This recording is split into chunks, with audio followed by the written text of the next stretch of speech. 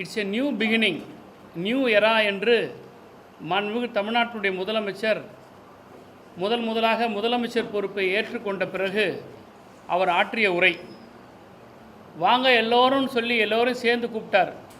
ஒரு new கவர்னன்ஸை form பண்ணலாம், இது ஒரு இட்ஸ் எ பிகினிங், நியூ எரா என்று சொன்னார். உண்மைதான், இது ஒரு நியூ எரா. 100 நாளில் 546 குற்ற சம்பவங்களை செஞ்ச ஒரு நியூ எரா இன்றைக்கி மாண்புமிகு விஜயினுடைய சர்க்கஸ் சர்க்கார் தலைமையில் நடைபெற்றிருக்கக்கூடிய ஆட்சியில் இருக்கக்கூடிய ஒரு சாதனை இது. பெண்கள் பாதுகாப்பு ரொம்ப நான் ஸ்ட்ரிக்டாக வச்சுருப்பேன்னு சொன்னார். ஆனால் இன்றைக்கி பெண்களுக்கான பாதுகாப்பு எந்த அளவில் தமிழ்நாட்டில் இருக்குன்றது நாட்டு மக்களுக்கே நன்றாக தெரியும். தாவேகா கட்சியில் இருக்கக்கூடிய பெண்களுக்கே பாதுகாப்பு கொடுக்க முடியாத ஒரு பள்ளியில் இருக்கிற சர்க்காராக தான் இது இன்றைக்கி இருந்துகிட்ருக்கு. போதை கலாச்சாரத்திலேருந்து நம்ம பசங்களை அதிலிருந்து மீட்கணும், அவங்கள காப்பாற்ற வேண்டிய பொறுப்பு நமக்கு இருக்குன்னு சொன்னார். ஆனால் போதை பழக்கம் கடத்தல் இங்கே இருக்கிறது, இந்த கல்லூரி வளாகத்தில் போதை கடத்தப்படுகிறது, போதைப் பொருள் விற்கப்படுகிறது என்று தகவல் கொடுத்த அந்த மாணவனுக்கே பாதுகாப்பு கொடுக்க முடியாத வெக்கங்கட்ட சர்க்கஸ் சர்க்கார் அரசு தான் இந்த விஜயுடைய அரசு. நீங்கள் சட்டத்தை பாதுகாக்கக்கூடிய ஒரு முதலமைச்சர், சட்டம் ஒழுங்கை கையில் வைத்திருக்க கொண்டிருக்கக்கூடிய முதலமைச்சர், காவல்துறையை கையில் வச்சிருக்கிற முதலமைச்சர், ஜென்சி பிள்ளைகளெல்லாம் உங்களுக்கு ஆர்வமாக வாக்களித்த இந்த முதலமைச்சருக்கு இன்றைக்கி ஜென்சிக்கள் மட்டும் ஏறத்தாழ 10க்கு மேற்பட்ட இளைஞர்கள் இன்றைக்கு கொல்லப்பட்டிருக்கிறார்கள், படுகொலை செய்யப்பட்டிருக்கிறார்கள். இந்த கொலை பழியை மாண்புமிகு முதலமைச்சர் அவர்கள் ஏற்றுக்கொண்டு தான் ஆக வேண்டும். இந்த 100 நாளில் பல குற்ற சம்பவங்கள் தமிழ்நாட்டில் நடந்திருக்கு. நான் ஏற்கனவே சொன்னது மாதிரி 576 குற்ற சம்பவங்கள் இருக்குது. அதில் குற்றங்கள் வாரியாக எங்களால் பட்டியலிட்டு சொல்ல முடியும். இந்த ஒரு வாரத்தில் மட்டும் குற்றங்களினுடைய எண்ணிக்கையில் எடுத்துக்கிட்டிங்கன்னா, கோவையில் ஒரு மாணவன் போதைப் பொருளை பற்றி தகவல் கொடுத்ததா சொல்லி, அமுதன் என்கிற மாணவன், காவல்துறையே சொல்லுது அந்த கல்லூரியில் படிக்கக்கூடிய மாணவர்கள் இடத்துல அமுதன்ற உங்கள் ஃப்ரெண்டு தான் எல்லா தகவலும் கொடுத்தாருன்னு சொல்கிறாங்க. அதை அடிப்படையாக வச்சு சக மாணவர்களெல்லாம் அந்த மாணவனை வந்து கொலை செஞ்சுருக்கிறாங்க. ஆனால் சட்டமன்றத்தில் மாண்புமிகு அமைச்சர் என்ன சொல்கிறாரு, இரு கோஷ்டிகள் இருக்கக்கூடிய மோதல்னு சொல்லிட்டு வழக்கினுடைய தன்மையை திசை திருப்புறார். நான் கேட்கிறேன் மாண்புமிகு முதலமைச்சர் அவர்களே, இளைஞர்களுக்கான அரசு என்று நீங்கள் மார்த்தட்டி கொள்கிறீர்கள், இளைஞர்கள் மூலமாகவே ஆட்சிக்கு வந்தேன் என்று சொல்லுகிற நீங்கள், ஒரு இளைஞன் குற்றம் நடைபெறுகிறது என்று காவல்துறைக்கு சொன்ன ரகசியத்தை காப்பாற்றாத காவல்துறை, அப்படிப்பட்ட காவல்துறை என்ன மாதிரியான காவல்துறை, அதற்கு நீங்கள் முதலமைச்சராக இருப்பதற்கு கொஞ்சமும் உங்களுக்கு தகுதி இருக்கிறதா என்ற கேள்வியை தான் உங்களை நோக்கி நான் கேட்கிறேன். அமுதனுடைய தாயார் சொல்லுகிறார்கள், அரசின் மீது எங்களுக்கு நம்பிக்கை இல்லை, மாண்புமிகு எதிர்க்கட்சி தலைவர் அண்ணன் உதயநிதி அவர்கள்தான் எங்களுக்கு நீதி பெற்று தர வேண்டும் என்று சொல்லுகிறார்கள் என்று சொன்னால், ஆளுகிற அரசின் மீது இந்த நாட்டு மக்களுக்கு நம்பிக்கை இல்லை, எதிர்வரிசையில் இருக்கக்கூடிய எதிர்க்கட்சியாக இருக்கக்கூடிய திராவிட முன்னேற்ற கழகத்தின் மீது தான் நம்பிக்கை இருக்கிறது என்பது இது எடுத்து காட்டுகிறது. நேற்றைக்கு திருவொற்றியூரில் 2 அமைச்சர்கள், ஆதவ அர்ஜுனா அவர்களும் மாண்புமிகு ராஜ்மோகன் அவர்களும் ஓட விட்டிருக்காங்க. இந்த 100 நாள் சாதனை என்னவென்று சொன்னால், அமைச்சர்களை தலை தெறிக்க ஓட வைத்தது தான் இந்த 100 நாள் சாதனை. இதே மாதிரி தண்டையார்பேட்டையில் கஞ்சா வித்ததை தட்டி கேட்ட பையனை அம்மிக்கல்ல தூக்கி கொலை செஞ்சுருக்கிறாங்க. திருவரம்பூரில் 2 தாவேக்காக்காரங்க ஒருத்தரை வெட்டி கொலை பண்ணியிருக்கிறாங்க. விருதுநகரில் ஒரு ஸ்கூல் பொண்ணை டார்ச்சர் பண்ணதுக்கு தட்டி கேட்ட அப்பாவை வெட்டி கொண்டு இருக்கிறாங்க. காஞ்சிபுரத்தில் கோயில் திருவிழாவில் 2 இளைஞர்கள் வெட்டி கொண்டு இருக்கிறாங்க. திருபுவனத்தில் 25 வயசு இளைஞரை வெட்டி கம்மாயில் வீசி இருக்கிறாங்க. திருப்பூரில் லவ் பண்ண சம்மதிக்க மறுத்த அந்த பெண்ணை கொலை செஞ்சது மட்டுமல்ல, அந்த அம்மாவையும் இளைஞர்களையும் கொண்டு இருக்கிறாங்க. ஈரோட்டில் ஃபேன்சி ஸ்டோருக்குள்ளே புகுந்து ஒரு பெண்ணை கத்தியால் குத்தி இருக்கிறாங்க. இதெல்லாம் இந்த கடந்த ஒரு வாரத்தில் நடந்த குற்ற சம்பவங்கள். அம்பத்தூரில், புதூரில் ஆட்டோவில் ஒரு பெண்ணை உட்கார வச்சு கழுத்தை அறுத்து ரோட்டில் வீசி இருக்கிறாங்க. இந்த மாதிரியான குற்ற சம்பவங்கள்லாம் இதுக்கு முன்னாடி நடக்கவே இல்லை. சினிமா படத்தில் வர மாதிரி காட்சிகளை, கொலை காட்சிகளை அரங்கேற்றி கொண்டிருக்கிறாங்க. கும்மிடிப்பூண்டியில் 17 வயசு இளைஞனை கொன்று கல்லறை மேலே போட்டு, இன்னும் சொல்லப்போனால் சில கொலை சம்பவங்களை செய்து ரீல்ஸ் எடுத்து வெளியிடுறாங்க. இதெல்லாம் எந்த கலாச்சாரத்தை காட்டுது? ஒரு திரைத்துறையிலிருந்து வந்தவர் தமிழ்நாட்டுக்கு முதலமைச்சர், அதனுடைய விளைவு என்னன்னா, நீங்கள் திரைப்படத்தில் ஹீரோவாக இருக்கலாம், திரைப்படத்தில் நீங்கள் நடித்து காட்டின அந்த ஹீரோயிசத்தெல்லாம் பார்த்து இன்றைக்கி தமிழ்நாட்டு இளைஞர்கள் இதை செய்கிறார்கள். தமிழ்நாட்டுடைய இளைஞர்களுக்கு நீங்கள் ஒரு தவறான முன்னுதாரணமாக இருக்கிறாங்கன்றது தான் இதை எடுத்து காட்டுது. வேலூரில் தலைமை பெண் காவலரே குத்தி கொண்டு இருக்கிறாங்க. இதை விட என்ன கேவலம் இருக்குது? வெக்கமா இல்லையா முதலமைச்சருக்கு? காவல்துறையை தன் கையில் வச்சிருக்கக்கூடிய முதலமைச்சர் காவல்துறை இடத்துல தகவலை கொடுக்குறாங்க. தகவல் கொடுத்த பையனை காப்பாற்றுறதுக்கு வக்கீல்ல இந்த காவல்துறைக்கு. ஆனால் எதிர்க்கட்சி தலைவர் கைதின் போது சாலைகள் இருக்கக்கூடிய திராவிட முன்னேற்ற கழகத்தினுடைய இளைஞரை பார்த்து 2 கையை வச்சு அடிப்பார் சென்னை மாநகரத்தினுடைய ஆணையாளர் கமிஷனர் அமல்ராஜ். எந்த கமிஷனர் எந்த காவல்துறை கமிஷனர் ஒரு கைது நடவடிக்கைகள்லாம் ஸ்பாட்டுக்கு வந்திருக்கிறாங்க? இருக்கிற வேலையை விட்டுட்டு வேறு வேலையை நீங்கள் செஞ்சுக்கிட்டு இருக்கிறதுனால தான் இந்த குற்ற சம்பவங்கள் நடக்குது.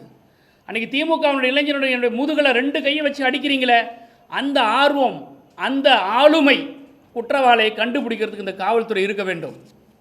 கோயம்புத்தூரில் இதே மாதிரி நகைக்காக ஒரு வயதான பெண்ணை கொண்டு இருக்கிறாங்க. இந்த ஆட்சியில் பச்சிலம் குழந்தையிலிருந்து பல்லில்லாத பாட்டி வரை பாலியல் வன்கொடுமைக்கு ஆளாக்கப்பட்டு கொலை செய்யப்படுகிறார்கள். நான் ஆட்சிக்கு வந்தால் சட்ட ஒழுங்கை காப்பாற்றுவேன்னு சொன்னார். இதுதான் சட்ட ஒழுங்கை காப்பாற்றுற லட்சணமா? நான் ஆட்சிக்கு வந்த பிறகு மக்களுக்கான ஆட்சியை நான் தருவேன்னு சொன்னீங்க. மக்களுக்கான பிரச்சனை இது வரைக்கும் எதை பேசியிருக்கிறீங்க? நீங்கள் காவிரி நதி பிரச்சனைக்காக நீங்கள் வாய் திறந்துருக்கிறீங்களா? நேற்றைக்கு கர்நாடகாவில் தமிழர்களை சுட்டு கொண்டு இருக்கிறாங்களே, அதற்காக நீங்கள் வாய் திறந்து பேசியிருக்கிறீங்களா? இல்லை மேட்டூர் 12ஆம் தேதி, ஜூன் 12ஆம் தேதி தண்ணி திறந்து விடணுமே, அதை பற்றி ஏதாவது வாய் திறந்து பேசியிருக்கிறீங்களா? மேகதாது அணை கட்டுவது குறித்து நாங்கள் தனியாக ட்ரிபுனல் அமைக்கப்பட வேண்டும் என்று ஒன்றிய அமைச்சரிடத்தில் போய் நீங்கள் கேட்டிருக்கிறீங்களா? ஒன்றிய அரசிடத்தில் நீங்கள் பம்புறீங்க. அங்கே நீங்கள் பம்புகிற முதலமைச்சராக தான் இருக்கிறீங்களே தவிர, தமிழ்நாட்டில் நீங்கள் சட்டமன்றத்திலையும் வெளியிடங்களில் மட்டும்தான் நீங்கள் பாயிர முதலமைச்சராக நீங்கள் காட்டுறீங்க. இந்த ஆடி மாதமானால் தள்ளுபடி கொடுப்பாங்க பொருளுக்கெல்லாம். ஒரு சட்டை வாங்கினா ஒரு சட்டை ஃப்ரீ, ஒரு பேண்ட்டு வாங்கினா ஒரு பேண்ட்டு ஃப்ரீ, ஒரு ஜாக்கெட் பிட்டு வாங்கினா இன்னொரு ஜாக்கெட் பிட்டு ஃப்ரீன்னு ஆடி மாதம் தள்ளுபடி கொடுப்பாங்க. அந்த மாதிரி இந்த கொக்கைன் பவுடர் பயன்படுத்தின சரத்து மந்திரியினுடைய தொகுதியில் கஞ்சா வாங்கினா மாத்திரை ஃப்ரீ. இப்படிப்பட்ட ஒரு கேவலமான கேடுகட்ட ஆட்சி தமிழ்நாட்டில் இது வரைக்கும் நடந்திருக்கா? ஒரு பொருள் வாங்கினா ஒரு பொருள் ஃப்ரீன்னு கேள்விப்பட்டிருக்கோங்க. கஞ்சா வாங்கினா மாத்திரை ஃப்ரீன்னு சொன்ன ஒரு தரங்கட்ட அரசாங்கம் தமிழ்நாட்டில் இது வரைக்கும் நடந்திருக்கா? விஜயனுடைய அரசாங்கம் நடந்திருக்குது. சட்டமன்றம் நடந்துக்கிட்டு இருக்கு. கவன ஈர்ப்பு தீர்மானத்தை கொடுத்திருக்கிறார் மாண்புமிகு எதிர்க்கட்சி தலைவர். கோவையில் நடைபெற்ற கொலை சம்பவத்திற்கும் மாணவனுடைய கொலை சம்பவத்திற்கும் தமிழ்நாட்டில் நடைபெற்று வருகிற பல்வேறு கொலை குற்றங்களுக்கெல்லாம் ஒரு சிறப்பு கவன ஈர்ப்பு தீர்மானத்தை கொடுத்துட்டு பதில் வாங்க வேண்டிய இடத்துல பதில் கொடுக்க வேண்டிய இடத்துல இருக்கக்கூடிய முதலமைச்சர் இன்னைக்கு சட்டமன்றத்துக்குள்ளே உட்காரல. எதிர்க்கட்சி தலைவர் சட்டம் ஒழுங்கை பற்றி கவன ஈர்ப்பு தீர்மானத்தை கொடுத்த பிறகு சம்பந்தப்பட்ட முதலமைச்சர், காவல்துறை கையில் வச்சிருக்கிற முதலமைச்சர் பேசாமல் ஓடி ஒளிஞ்சுக்கிட்டு இருக்கிற அமைச்சர்கள்லாம், சம்பந்தமே இல்லாத அமைச்சர்லாம் எழுந்து எழுந்து எழுந்து பேசிக்கிட்டு இருக்கிறாங்கன்னா இது என்ன மாண்பு? என்ன சட்டமன்றத்தினுடைய மரபை நீங்கள் கடைபிடிக்கிறீங்க? இதில் வேற லட்சணம். ஒரு அமைச்சர் சொல்கிறார், முதலமைச்சர் வரும்போது எழுந்துச்சு நிற்கணும் எதிர்க்கட்சி தலைவர். நான் கேட்குறேன், முதலமைச்சர் தான் மக்களால் தேர்ந்தெடுக்கப்பட்டவரா? எதிர்க்கட்சி தலைவரும் மக்களால் தேர்ந்தெடுக்கப்பட்டவர் தான். அப்போ எதிர்க்கட்சி தலைவர் வரும்போது சிஎம் விஜய் சார் எழுந்து நிற்பாரா? என்ன பேச்சு இது? சட்டமன்றத்தில் பேரவைத் தலைவர் வரும்போது மட்டும்தான் எல்லா உறுப்பினரும் எழுந்து நிற்கணும். பேரவைத் தலைவரை தவிர வேறு யாருக்கும் அந்த இடத்துல எழுந்து நிற்க வேண்டிய அவசியம் கிடையாது. முதலமைச்சரே யாருனாலும் பேரவைத் தலைவருக்காக எழுந்து நிற்கணும். என்ன மாதிரியான மரபில் கொண்டாந்து இவங்க புகுத்துறாங்க? இந்த 100 நாட்களில் சட்டம் ஒழுங்கு சந்தி சிரிச்சிருக்கிறது. விலைவாசி கட்டுக்கடங்காமல் ஏறி இருக்குது. அரிசி விலை கிலோவுக்கு 30 ரூபாய் ஏறி இருக்குது. ஆவின் பால் தட்டுப்பாடு ஏற்பட்டிருக்கிறது. இன்றைக்கி கரண்ட் பில்லு ஷாக் அடிக்குது. மக்களுடைய பிரச்சனை, அன்றாட பிரச்சனை, இதை பற்றி அரசாங்கம் யாராவது வாய் திறந்து பேசுகிறாங்களா? சட்டமன்றத்தில் கேட்குற கேள்விக்கு அந்த துறையினுடைய மந்திரிங்க யாராவது பதில் சொல்கிறாங்களா? சம்பந்தமே இல்லாதவங்க ஆளாளுக்கு எழுந்துச்சு பேசுகிறாங்க. முன்ன நான் கூப்பிடவே இல்லை, நீ எதுக்கு ஆஜராகிறன்னு கேட்குற அளவுக்கு யார் யாரோ வந்து பதில் சொல்கிறாங்க. இன்றைக்கி விலைவாசி விண்ண முட்டுகிறது. இதுக்கெல்லாம் யார் பொறுப்பு எடுத்துக்கிறா? ஒரு அக்கௌண்டபிலிட்டி இல்லாத ஒரு அரசாங்கம் இன்றைக்கி நடந்துக்கிட்டு இருக்குது.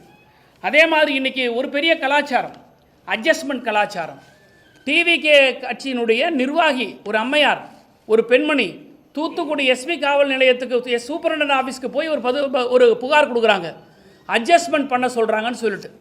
இது என்ன மக்களுக்கான ஆட்சியா, அட்ஜஸ்ட்மெண்ட்டுக்கான ஆட்சியா? எந்த பெண்களுடைய பாதுகாப்பை சொல்லி நீங்கள் ஆட்சிக்கு வந்தீங்களோ, இன்றைக்கி தினம் தினம் பெண்களுடைய அவல குரல், அலறல் குரல் கேட்டுக்கொண்டே இருக்குதே. விஜய் சார், உங்களுக்கு காதில் கேட்கவே இல்லையா? அப்படியே பிடிச்சி வச்சு பிள்ளையார் மாதிரி உட்காந்துருக்கீங்களே சட்டமன்றத்தில். கேட்குற கேள்விகளுக்கு எழுந்து பதில் சொல்லணுமா வேண்டாமா? உங்களுக்காக சிறப்பு கவன ஈர்ப்பு தீர்மானம் உங்களுடைய துறை சம்பந்தமாக சட்டமன்ற எதிர்க்கட்சி தலைவர் பேசும்போது அது எழுந்துச்சு பேசக்கூட முடியாமல் நீங்கள் வெளியில் போகிறீங்க. இன்னொரு விஷயம், ஒரு சட்டமன்றம் நடந்து கொண்டிருக்கும் போது அவசியம் இல்லாமல் அமைச்சர் பெருமக்களோ முதலமைச்சரோ வெளியில் நிகழ்ச்சிகள் போய் கலந்துக்கக்கூடாது. சட்டமன்றத்தில் தான் அங்கே அவைலபிளாக இருக்கணும். சட்டமன்ற நடவடிக்கைகள் நேரங்களுடைய பெரும்பான்மையான நேரங்கள் அவங்க உள்ளே தான் உட்காரணும். இயற்கை உபாதைகளை தவிர அல்லது உணவு இடைவேளைகளை தவிர சட்டமன்ற நடவடிக்கைகள் முழுமையாக இருந்து கவனிக்கப்பட வேண்டும். எதிர்க்கட்சி தலைவர் கவன ஈர்ப்பு தீர்மானத்தின் போது உரையாற்றும் போது எங்கே போயிருந்தீங்க சார்? சரி, போனீங்க, போன இடத்துல பேசுனீங்களா? உங்களுக்காகவே ஒரு தொலைக்காட்சி நிறுவனம் வந்து ஒரு ப்ரொமோ ப்ரோக்ராம் நடந்தது 100 நாள். காசே இல்லாமல் மறைமுகமாக அவங்களுக்கு பணம் கொடுத்து, மறைமுகமாக நீங்கள் அவங்களுக்கு பணம் கொடுத்ததோ எங்களுக்கு தகவல் கொடுத்து அவங்கள பில்டப் பண்ணுறதுக்காக 100 நாள் சாதனையை செய்கிறதுக்காக உங்களுக்கு ஒரு ப்ரொமோ பண்ணி ஒரு நிகழ்ச்சி நடத்தினாங்க. அங்கேயாவது போய் உங்கள் சாதனையை பேசுனீங்களா? முதலீட்டார் மாநாடு நடத்துனீங்க. முதலீட்டார் மாநாட்டில் பத்திரிகையாளர் உங்களை யாராவது அனுமதிச்சாங்களா? ஏன்னா குட்டு வெளிப்பட்டுரும். பத்திரிகையாளர் உள்ளே போனாங்கன்னா இன்வெஸ்டர்ஸ்ட்டை யாராவது பேசுவாங்க. பேசும்போது இவங்கெல்லாம் உண்மையிலே இன்வெஸ்டர்ஸா இல்லை கோட்டு சூட்டு மாட்டுன்னு வந்து இன்வெஸ்டர்ஸான்றதை குட்டு வெளிப்பட்டுடும். அதுக்காக பத்திரிகையாளர் உள்ளே அனுப்பலை. சரி, பத்திரிகையாளர் உள்ளே அனுப்பலை, நீங்கள் என்ன பேசுனீங்க? நீங்கள் அங்கே உரையாற்றுனீங்களா? யாரை நம்பி வந்திருக்கிறாங்க? அங்கே முதலமைச்சர் நம்பி வந்திருக்கிறாங்க. முதலமைச்சருடைய பாலிசி என்ன, பார்வை என்ன, நோக்கம் என்ன, தொழில்துறையை பற்றி எண்ணம் என்ன, இதை பற்றிலாம் பேசினா தானே நம்பிக்கையோடு வந்து அவங்க வந்து உங்களிடத்தில் முதலீடு செய்வாங்க. இது எதுவுமே கிடையாது. சினிமா படத்தில் நடிக்கிற மாதிரியே இன்றைக்கி ஆட்சியை நடிச்சுக்கிட்டு இருக்கீங்க. நான் ஒன்றே ஒன்று கேட்குறேன், இந்த ஆட்சியாளர்களை பார்த்து நீங்கள் 100 நாளில் சாதித்தது என்ன அப்படின்னு ஒரு வீடியோ வெளியிடுறீங்க. எதையாவது ஒரு சாதனையை நீங்கள் வெளியிட்டீங்களா? இன்றைக்கி காலையிலேருந்து நான் பார்த்துக்கிட்டு இருக்கேன். நீங்கள் வந்து பதவியேற்பு விழாவில் பேசின பேச்சு, அங்கங்கே நீங்கள் விட்ட டைலாக்கு, இதையெல்லாம் தான் நீங்கள் செஞ்சீங்களே தவிர, அதை விட இன்னொரு முக்கியமான சாதனை என்னன்னா, விஜய்க்கே டஃப் கொடுத்துருக்குறாங்க நம்ம மந்திரிங்களாம். ஜனநாயக படத்தை பார்த்துட்டு ஆக்ஷனில் ரொம்ப கில்லடியாகிறாங்க ஒவ்வொரு மந்திரியும். எல்லாம் கண்ணீர் விட்டு எழுதாங்க. விஜய்க்கு கூட அந்த நடிப்பு வராது, அந்த அளவுக்கு டஃப் கொடுத்துருக்குறாங்க.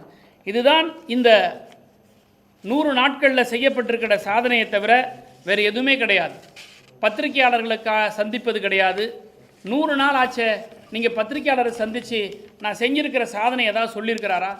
ரெண்டாவது, பத்திரிகையாளர்களை வந்து தணிக்கை செய்கிறார்கள். எந்த நிகழ்ச்சிக்கு வர வேண்டும், எந்த நிகழ்ச்சிக்கு வெளியே வைக்க வேண்டும் என்ற ஒரு கட்டுப்பாடு. இது அறிவிக்கப்படாத எமர்ஜென்சி. பத்திரிகையாளர்களுக்கான சுதந்திரத்தை இவங்க வந்து கொடுக்கவே இல்லை. இதை யாரும் கேட்கவும் மாட்டேன்றீங்க. யாராவது புறக்கணிக்கிறீங்களா முதலமைச்சருடைய நிகழ்ச்சியை? யாராவது அமைச்சர்களுடைய பேட்டியை புறக்கணிக்கிறீங்களா? கண்டென்ட்டுக்காக நீங்கள் போகிறீங்க, ரைட்டு, ரீல்ஸுக்காக போகிறீங்க. எவ்வளோ காலம் இப்படியே போக போகிறீங்க? தமிழ்நாட்டுடைய கலாச்சாரம் மாறுது, தமிழ்நாட்டுடைய அரசியல் மாண்பு மாறுகிறது, தமிழ்நாட்டுடைய அரசியல் மரபு மாற்றப்படுகிறது. இதையெல்லாம் எதிர்க்கட்சியாக எங்களை போன்றவர்கள் மட்டும்தான் கேட்க வேண்டும் என்பது அல்ல. பத்திரிகை துறையாக இருக்கக்கூடிய உங்களுக்கும் அந்த பொறுப்பு இருக்குது, அந்த கடமை இருக்குது. அதனால தான் சொல்கிறேன், இந்த 100 நாள் வந்து இது வந்து சர்க்கஸ் சர்க்காரை தவிர மக்களுக்கான சர்க்கார் அல்ல. இந்த 100 நாளில் நாசமாகி வருகிற தமிழ்நாடு, நாசமாகும் தமிழ்நாடை தவிர இது நாளுக்கு நாள் முன்னேற்றம் அடைகிற இது தமிழ்நாடு கிடையாது. எனவே இந்த 100 நாள் நீங்கள் செய்யவில்லை என்றாலும் கூட அடுத்து வர காலங்களில் சட்டமன்றம் நடைபெற்று கொண்டிருக்கிறது. இந்த சட்டமன்றத்தில் அந்தந்த துறை அமைச்சர்கள் எழுந்து பதில் சொல்லணும். அந்தந்த கேள்விகளுக்கு அந்தந்த அமைச்சர்கள் பதில் சொல்லணும். அதை விட்டுட்டு நீ செஞ்சியா நான் செஞ்சியா, அறவேக்காடு மந்திரிகளாக உட்காந்துருக்கிறாங்க. தயவுசெய்து நான் சொல்கிறதுக்கு இதை மன்னிக்கணும். சுத்த அறவேக்காட்டு அமைச்சர்கள் எந்த கேள்விக்கு எப்படி பதில் சொல்லணும்னு தெரியாமல் பேசிக்கிட்டு இருக்காங்க. ஒரு ஆதவர்ஜனார் ஒரு அமைச்சர், அரசியலும் தெரியல, ஆட்சியில் இருக்கக்கூடிய அதிகாரத்தை பற்றியும் தெரியல. நாடாளுமன்றத்தில் வந்து நீட்டு மசோதாவை திராவிட முன்னேற்ற கழகத்தை சேர்ந்த காந்தி செல்வன் அமைச்சர் வந்து சட்ட முன்வடிவை தாக்கல் செய்தாருன்னு ஒரு வடிகட்டுன பொய்யை சொல்கிறார். உங்களுக்கு தான் அரசியல் அறிவு இருக்கா? இல்லை பாராளுமன்ற நடவடிக்கையில் நீங்கள்லாம் கவனிச்சிருக்கிறீங்களா? நீட்டு மசோதான்னு ஒன்று கிடையவே கிடையாது. மெடிக்கல் கவுன்சில் ஆஃப் இந்தியாவுடைய நோட்டிஃபிகேஷன், அந்த நோட்டிஃபிகேஷன் அறிவிச்சுட்டு விட்டதே தவிர மெடிக்கல் கவுன்சில் ஆஃப் இந்தியா எந்த நாடாளுமன்றத்தில் யாரும் சட்ட முன்வடிவை கொண்டாந்தெல்லாம் அங்கே சப்மிட் பண்ணவே இல்லை. இது அடிப்படை புரிதல் கூட இல்லாமல் அறவேக்காட்டு அமைச்சர்கள் தான் இன்றைக்கி இருக்கிறாங்க. இன்றைக்கி சட்டமன்ற பேரவை நடவடிக்கைகளை வந்து லைவ் போடுறீங்க, போடுங்க, நல்லா எக்ஸ்போஸ் ஆக போகிறீங்க. நீங்கள் தான் இந்த கூட்டத்தொடர் முடிஞ்ச பிறகு கோமாளிகள் கூடாரம் அப்படின்னு தான் வருமே தவிர சட்டமன்றத்தில் ஆக்கப்பூர்வமான எந்த ஒரு கேள்விக்கும் பதில் அளித்ததாக இருக்கவே இருக்காது. அதனால தான் சொல்கிறோம், திராவிட முன்னேற்ற கழகம் திரும்ப திரும்ப சொல்வது என்னென்னா, இந்த 100 நாளில் நீங்கள் செஞ்சதெல்லாம் சட்டம் ஒழுங்கு சந்தி சிரிச்சிருக்குது, போதைப் பொருள் அதிகமாக நடமாடுகிறது, போதைப் பொருள் விற்கிறார்கள் என்று காவல்துறைக்கு சொல்லக்கூடியவர்களுடைய ரகசியத்தை காப்பதற்கு முடியாமல் திணறுகிறது இந்த ஆட்சியாளர்கள். அவர்களை காவு வாங்கி கொண்டிருக்கிறது. இது ஒரு மோசமான போக்கு. விவசாயிகளுடைய பிரச்சனை, விலைவாசி பிரச்சனை, கரண்ட் பில்லு ஏறி இருக்குது. இதையெல்லாம் கண்டுகொள்ளாத இந்த அரசாங்கம் இந்த 100 நாளில் பல்லை இழிக்குதே தவிர எந்த விதமான சாதனையும் இது படைக்கலை. கடந்த 5 ஆண்டுகள் திமுக ஆட்சி காலத்தில் போதை கலாச்சாரம் வேறொன்று இருக்கு. அதை ஒழிக்காம இந்த தவறுகளே குற்ற சமூகம் தடுக்க முடியாது. திமுக செய்த தவறுனால தான் சமூகம் நடக்குது. அதை நாங்கள் கட்டுப்படுத்திட்டு வரோம், விரைவில் அது தீர்ப்போம்னு சொல்றாங்க. அதுக்கு தானே ஆட்சி உங்கள் கையில் கொடுத்துருக்காங்க. கடந்த 5 ஆண்டு திராவிட முன்னேற்ற கழகம் ஆட்சி சரியாக செய்யலைன்றதானே அவங்களுடைய கூற்று. மக்கள் உங்களுக்கு ஒரு மேண்டேட் கொடுத்துருக்குறாங்களே. போதைப் பொருள் விற்குதுன்னு சொல்கிறான் ஒரு புள்ள தம்பி, அவனை பாதுகாக்கிறதுக்கு துப்பில்லை இந்த அரசாங்கம். திமுக மேலே பரி சுமத்துக்கு என்ன தகுதி இருக்குது? இந்த மாதிரியான சம்பவங்கள் திமுக ஆட்சியில் நடைபெற்றிருக்கா? இந்த மாதிரி வந்து ஒரு தகவலை சொன்னார்ன்றதுக்காக அடித்து கொண்டிருக்கிறாங்களா? எங்கேயாவது கல்லூரிகளில் இந்த மாதிரி வந்து இந்த மாதிரியான ஒரு கொலை குற்றங்கள் இதெல்லாம் நடந்திருக்கா? சமுதாயத்தில் அங்கங்கே நடந்திருக்கும். ஆனால் இது அரசினுடைய ஃபெயிலியர். இது அதான் நான் கேட்குறேன். டிஜிபி டெய்லியும் கவர்னன்ஸ் போலீஸ் கவர்னன்ஸை பார்க்குறாரா டிஜிபி? சென்னை கமிஷனர் வந்து இதெல்லாம் கவனிக்கிறாரா? நட்சத்திர ஹோட்டலுக்கு முதலாளிகளெல்லாம் கூப்பிட்டு யாருக்கும் லஞ்சம் கொடுக்காதுன்னு சொல்லி சொல்கிறாரு. ஏன் அவங்கள கூப்பிட்டு சொல்கிறீங்க? உங்கள் கான்ஸ்டபிளை கூப்பிட்டு சொல்லுங்கள், இன்ஸ்பெக்டரை கூப்பிட்டு சொல்லுங்கள், எஸ்ஐயை கூப்பிட்டு சொல்லுங்கள், 10 மணிக்கு மேலே போகாதப்பாங்கன்னு. அதை சொல்ல மாட்டேன்றீங்க. திமுக மீது குற்றம் சுமத்தக்கூடிய இந்த ஆட்சியாளர்கள் நீங்கள் என்ன நடவடிக்கை எடுத்தீங்க? நீங்கள் பதவியேற்பு விழாவின் போது சொன்னீங்களா இல்லையா? இளைஞர்களை போதைப் பொருளிலிருந்து காப்பாற்றப்படணும்னு சொன்னீங்களா இல்லையா? என்ன செஞ்சுருக்கீங்க? காவு கொடுத்துட்ருக்கீங்க டெய்லியும். இதை விட என்ன லட்சணம் உங்களுக்கு? 100 நாள்ல சாதனை கேட்குறீங்க. 100 நாள்ல எதுவுமே கடந்த ஆட்சியில் விட்டு வைக்காத நிதி பெருக்கி இருக்கிறோம், வருவாயை கூட்டி அதுக்கப்புறம் தான் செய்ய முடியும். 100 நாள்ல என்னென்ன இருக்கோ அதை மக்களுக்காக நேர்மையாக செஞ்சுருக்கோம். லீக்கேஜை ஸ்டாப் பண்ணிருக்கோம்னு சொல்கிறாங்க. கொண்டாந்து காட்ட சொல்லுங்கள். லீக்கேஜை காட்டியிருக்கிறோன்னா உங்களோட நிதிநிலை அறிக்கையில் வருவாய் உயர்ந்திருக்கணும்ல. 15,000 கோடி வருவாய் வந்திருக்குதுன்னார். உடனே எங்களுடைய முன்னாள் நிதியமைச்சர் தங்கம் தென்னரசு எழுந்திருச்சு 15,000 கோடி வந்திருக்குதுன்னா எந்தெந்த அக்கௌண்ட்டில் எந்தெந்த ஹெட்டில் வந்திருக்குது மாண்புமிகு அமைச்சர் சொல்ல முடியுமான்னு கேட்குறாரு. உடனே நிதி அமைச்சர் எழுந்து பெடரி அடித்து ஓடுறாரு.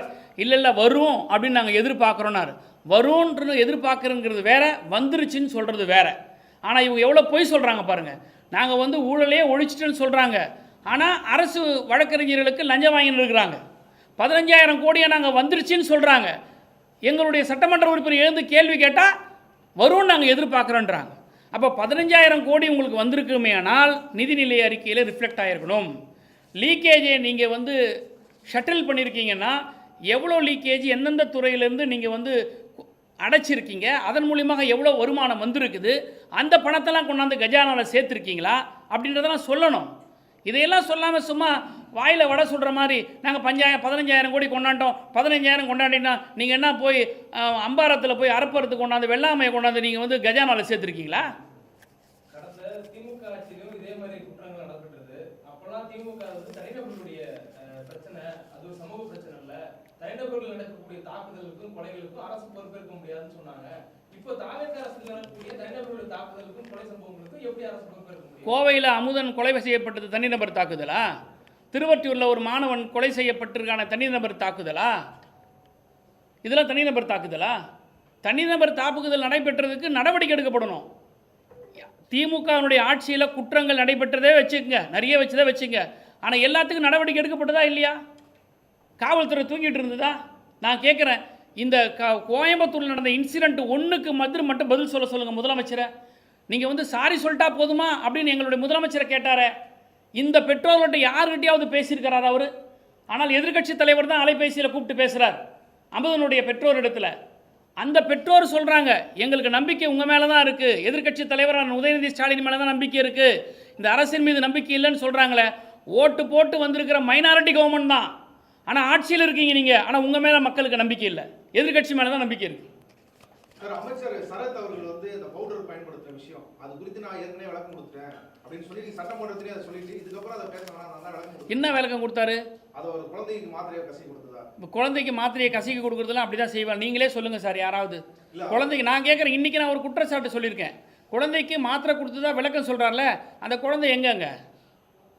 அந்த குழந்தை பக்கத்தில் எங்கே இருந்ததா? முதல்ல அவர் பக்கத்தில் உட்கார்ந்தது அந்த குடும்பத்துக்கு சம்மந்தப்பட்டவங்களான்னு சொன்னார் அவர். குழந்தைக்கு மாத்திரையை அப்படியே வந்து பவுடர் பண்ணுற டெக்னாலஜி எங்கே கற்றுக்கிட்டார் அவர்? ஒன்று டெமோ பண்ணி காட்ட சொல்லுங்கள் பார்க்கலாம். எல்லோரும் முடியும் உங்கள் ஊடகங்கள் முன்னாடி டெமோ பண்ணி காட்ட சொல்லுங்கள். யாராவது குழந்தைக்கு மாத்திரை செல்ஃபோன் மேலே வச்சு பண்ணுவாங்களா? குழந்தைக்கு கொடுக்குற மாத்திரை எவ்வளோ ஹைஜீனிக்காக இருக்கணும். பக்கத்தில் டாக்டர் இருக்கிறார், குழந்தைகள் டாக்டர், ஜென்ரல் மெடிசின். குழந்தைக்கு யாராவது அந்த மாதிரி கொடுப்பாங்களா? என்ன பைத்தியகாரத்தனமாக பேசுகிறாங்க இந்த அமைச்சர்கள்லாம். நான் தான் சொல்கிறேன்னே, இந்த கொக்கையின் சரத்குமார் அவர் தொகுதியில் ஆடி ஆஃபர் போய் நிற்குது. இப்போ போதைப் பொருள் வாங்கினீங்களா மாத்திரை இலவசங்கிறாங்க, வெக்கமில்லை உங்களுக்கு? கோவை அமுதன் விஷயத்துல வந்து அவங்க தாயார் வந்து கல்லூரி நிர்வாகத்துக்கு மேல கம்ப்ளைண்ட் கொடுத்துருக்காங்க. அதுக்கு அந்த போலீஸ் ஸ்டேஷன் வந்து அது எடுக்க மாட்டோம், நீங்க கொலை நடந்த இடத்துல இல்ல, நீங்க எப்படி கம்ப்ளைண்ட் கொடுக்கலாம், நாங்க எஃப்ஐஆர் போட மாட்டோம் மறுத்து இருக்காங்க. நீங்க தான் அதுல சட்ட உதவி செய்யறது. இதுல தெரியுதா? இந்த லட்சணம் இதுலேயே தெரியலையா? இந்த அரசாங்கத்துடைய ஃபெயிலியர் இது தெரியலையா? முதலமைச்சருடைய அவரால் இன்னெபிலிட்டி, முதலமைச்சருடைய கையாளாகத்தனம், முதலமைச்சருடைய இயலாதமத்தன்மை, முதலமைச்சரிடத்தில் நிர்வாகம் இல்லை என்பது இதை விட என்ன காட்டுது? ஒரு பேரண்ட்ஸு கொலை செய்யப்பட்ட பாதிக்கப்பட்டவங்க கம்ப்ளைண்ட் கொடுக்குறாங்க, ஆனால் அந்த கம்ப்ளைண்ட்டை வாங்க மாட்டேன்னு காவல்துறை சொன்னால் வெக்கப்பட வேணாம், அவமானப்பட வேணாம் முதலமைச்சர்? எங்கே போகிறார் இப்போ? இந்த முதலமைச்சருக்கு வீரவசனம்லாம் எங்களுடைய அரசாங்கத்தை எங்களுடைய தலைவர் பற்றி கேட்டார். அப்போ இருந்த வீரமெல்லாம் எங்கே போச்சு? அந்த அந்த கல்லூரி நிர்வாகத்தை பேட்டி கொடுக்க சொன்னது யார் சார்? எங்கேயாவது ஒரு நிறுவனம் வந்து முன்கூட்டி வந்து கல்லூரி நிறுவனம் வந்து பேட்டி கொடுக்குமா? யாருடைய பேக்கிங் இல்லாமல் கொடுப்பாங்க? அவங்க காவல்துறை அரசினுடைய பேக்கிங் இல்லாமல் கொடுக்காதது. நீதி வழங்குறதை விட்டுட்டு அந்த பாதிக்கப்பட்டவங்க மேலே குற்றம் சுமத்துறதுன்னா இது என்ன மாதிரியான அரசாங்கம் இது? முதலமைச்சர் சுதந்திர தின உரையில என்ன சொல்லியிருக்காரு? நிர்வாக ரீதியாக மத்திய அரசுக்கு ஒத்துழைப்பு தருவோம், ஆனால் தமிழ்நாடோட உரிமைகளை விட்டு தர மாட்டோம்னு பேசியிருக்காரு. என்ன ஒத்துழைப்பு கொடுத்து என்ன உரிமையை மீட்டெடுத்தார்? நான் கேட்குறேன், national song and national anthem, இந்த ரெண்டு பாடல்களை நேஷனல் ஹானரிங் ஆக்ட் கொண்டாடுறாங்க. அந்த ஹானரிங் ஆக்டில் வந்து எந்த பாடல் எந்த வரிசையில் வரணுன்றத பில்லு வருது, பாஸ் ஆகுது. இவங்களுக்கு நாடாளுமன்றத்தில் உறுப்பினர்கள் அதை விட்டுடுங்க. ஆனால் வந்தே மாதரம் பாடல் இருக்கக்கூடிய சில பத்திகள் ஒரு குறிப்பிட்ட மத பிரிவினரை புண்படுத்தக்கூடிய நோக்கத்தில் இருக்கிறதுனால தான் அன்றைய காலகட்டத்திலே அது நீக்கப்பட்டது, அது பாடப்படலை. இப்போ திராவிட முன்னேற்ற கழகத்தை சேர்ந்த நாடாளுமன்ற உறுப்பினர் துணை பொதுச் செயலாளர் ராசா எழுந்து நாடாளுமன்றத்தில் சொல்கிறார், அமெண்ட்மெண்ட் கொடுக்குறார், நீங்கள் கொண்டு வாங்க, ஆனால் இந்த பத்தியை அன்றைக்கே எதிர்ப்பு தெரிவிக்கப்பட்டது, அதை நீங்கள் நீக்குங்கன்னு சொன்னாங்க. ஆனால் அதை நீக்காமையே நிறைவேற்றுறாங்க. இந்த இடத்துல தாவேக்கானுடைய ஸ்டாண்ட் என்ன சார்? எப்போ சார் தாவேக்கா வாயை திறந்து பேசியிருக்குது? வந்தே மாதரம் வரட்டும், எங்களுக்கு பரவாயில்லை, அதில் வரக்கூடிய வரிகள் எங்களுக்கு சிக்கல் இருக்குது, நாங்கள் ஏற்றுக்கொள்ள மாட்டோம்னு சொன்னாங்களா சார் இது வரைக்கும்? தாவேக்கா அரசியல் கட்சிக்குன்னு ஒரு நிலைப்பாடு எதனா இருக்கா சார்? டீலிமிட்டேஷனுக்கு அனைத்து கட்சி கூட்டன்ற பேரில் வந்து நீங்கள் வந்து எல்லா சட்டமன்ற நாடாளுமன்ற உறுப்பினருக்கு அழைப்பு விடுத்து கூட்டம் நடத்துனீங்களே, தாவேக்கா கட்சிக்கு டீலிமிட்டேஷனில் என்ன ஸ்டாண்டுன்னு இது வரைக்கும் சொன்னீங்களா? என்ன தீர்மானத்தை நீங்கள் வடிச்சு எடுத்தீங்க? நீங்கள் கடந்த மார்ச் மாதம் 2025 திராவிட முன்னேற்ற கழக அரசின் போது வடிக்கப்பட்ட தீர்மானத்தை தாண்டி நீங்கள் என்ன பெருசாக சொல்லிட்டீங்க? எந்த ஒரு நிலைப்பாடும் கிடையாது. சும்மா நாங்கள் வந்து மத்திய அரசோட நாங்கள் ஒன்றிய அரசோட நாங்கள் இணக்கமாக இருப்போம்னா இணக்கமாக இருங்க, யார் வேணான்றா, யார் இணக்கமாக இருக்க மாட்டேன்றா? எங்களுடைய ஆட்சியை நாங்கள் இணக்கமாக இருக்கிறதா ரைட் இருக்கு. நீங்கள் விஎம்ஜி ராம்ஜி அந்த 100 நாள் வேலையை ஏன் கையெழுத்து போட்டீங்க? அது இணக்கமா? அது பேர் நாடே எதிர்க்குது. பாஜக ஆட்சி செய்கிற மாநிலங்களே எதிர்த்தது. பாஜக ஆட்சி செய்கிற மாநிலங்களை எதிர்த்து அந்த 100 நாள் வேலை திட்டத்தை வரிஞ்சு கட்டிக்கிட்டு முதலமைச்சர் விஜய் கையெழுத்து போட்டார். நீங்கள் என்ன பெருசாக மாநில அரசுடைய உரிமைகளை நீங்கள் மீட்டுட்டீங்க? காவிரி நதி பிரச்சனை பற்றி உங்களுடைய உரிமை எங்கே நீங்கள் நிலைநாட்டினீங்க? மேகதாது அணை கட்டுறதை தடுப்பதை பற்றி உங்கள் உரிமையை நீங்கள் எங்கே நிலைநாட்டினீங்க? டம்மி முதலமைச்சராக இருக்கீங்க, பப்பட் முதலமைச்சராக இருக்கீங்க, பொம்மை முதலமைச்சராக இருக்கீங்க. நீங்கள் துணைவேந்தர் ஒருத்தர் சொல்கிறார் சார், ஒரு யூனிவர்சிட்டி வைஸ் சான்சலர் வந்து சொல்கிறார், இந்த பில் பாஸ் ஆகிறதுக்கு முன்னாடியே ஒரு சர்க்குலர் வந்தது, வந்தே மாதரம் பாடப்படும், தமிழ்தாய் வாழ்த்து 3ஆவது தான் பாடப்படுறேன்னு சொல்கிறீங்களே, நீங்கள் ஏதாவது நடவடிக்கை எடுத்தீங்களா அந்த துணைவேந்தர் மேலே? இல்லை கண்டிச்சிருக்கீங்களா? இல்லை ஹையர் எஜுகேஷன் மினிஸ்டர் கூப்பிட்டு குறைஞ்சபட்சம் வார்ன் பண்ணிட்டு உங்களால் ரிமூவ் பண்ண முடியாது, ஏன்னா சான்சலர் இவர் வைஸ் சான்சலர், கவர்னருக்கு தான் அதிகாரம் இருக்குது. ஆனால் கண்டிக்கிற உரிமை இருக்கா இவங்களுக்கு? தொடநடிக்க கவர்மெண்ட்டுங்க இது. அவங்க என்ன சொல்றாங்க அப்படின்னா, முதலமைச்சர் தலைமையில சர்ச் கமிட்டியில் யூஜிசி நாமினி ஒத்துக்கிட்டாங்க. ஆனா திமுக வந்து இரட்டை நிலைப்பாடு உடையவர்கள். அமைச்சர் நிர்மல்குமார் இல்லை மறுபடியும் ரிப்பீட் பண்ணுங்க சொல்லு. சாரி. முதலமைச்சர் தலைமையில அனைத்து கட்சி எம்பிக்கள் கூட்டத்துல நோ டிலிமிட்டேஷன் ஒரு தீர்மானத்தை கொண்டு வந்திருக்கிறோம். ஆனா திமுக குறித்து பேசுறப்ப சிடிஆர் நிர்மல்குமார் என்ன சொல்லிருக்காங்க, திமுக இன்னைக்கு இங்க வந்து ஆதரிச்சாங்க சட்டப்பேரவை, ஆனா அங்க போய் ஆதரிப்பாங்க இரட்டை நிலைப்பாடு உடையவர்கள். எங்கே போய் எதை ஆரம்பித்தீப்பங்க? டீலிமிட்டேஷன் நீங்க ஆதரிப்பீங்க. இப்போ பாராளுமன்றத்தில் டீலிமிட்டேஷன் பில் இருக்கா? கொஞ்சமாவது அறிவு இருக்கா அவங்களுக்குலாம்? அரசியல் தெளிவு இருக்கா அவங்களுக்குலாம்? நாடாளுமன்றத்துக்கு முன்னாடி இப்போ வந்து பில் இருக்கா? நாங்கள் எப்படி போய் ஆதரிப்போம்? இந்த அரசியல் புரிதல் கூட இல்லையே. மாநில உரிமையில விட்டு கொடுக்க மாட்டேன்னு சொன்னார முதலமைச்சர், தமிழ்நாட்டினுடைய முதலமைச்சர். வைஸ் சான்சலரை வந்து நியமிக்கிறதுக்காக ஒரு சர்ச் கமிட்டி போடுறோம். அந்த வைஸ் சான்சலர் நியமிக்கிறதுக்கு சர்ச் கமிட்டி போடும்போது நாங்கள் ஆட்சியில் இருக்கும்போது கவர்னர் என்ன சொல்கிறார், அவர் ஒருத்தரை நியமிக்கிறோம் அப்படிங்கிறார். ஆல்ரெடி சான்சலர் சார்பாக ஒன்று இருக்குது. ஆனால் யூஜிசி சார்பாக ஒருத்தரை போடணும்னு சொன்ன விஷயத்தை நாங்கள் தடுத்தோம், நாங்கள் எதிர்த்தோம், நாங்கள் நியமிக்கவே இல்லை. ஆனால் இந்த ஆட்சி வந்த பிறகு, தாவேக ஆட்சி வந்த பிறகு உயர்கல்வித்துறை அமைச்சர் யூஜிசியினுடைய சார்பாக ஒருத்தரை நியமிக்கிறதுக்கு ஒத்துக்கிறார். என்ன பெருசாக மாநில உரிமையை நீங்கள் பாதுகாத்துட்டீங்க? நாடகம், நடிப்பு, வேஷம் சினிமாவில் தான் போட்டிங்க. தமிழ்நாட்டில் முதலமைச்சராக வந்து கூட நீங்கள் போட்டுட்ருக்கீங்க. சர்ச்சைக்குரிய ஒரு கருத்தை பேசியிருக்காரு. அதே உதயநிதி ஸ்டாலின் அவர்களுக்கு வந்து உடனடியாக கைது நடவடிக்கை போன அரசு வந்து இதுவரைக்கும் எந்த நடவடிக்கை எடுக்கல அப்படின்னு பார்க்குது. பாஜக கண்டு பம்பும் டம்மி முதலமைச்சர் விஜய்.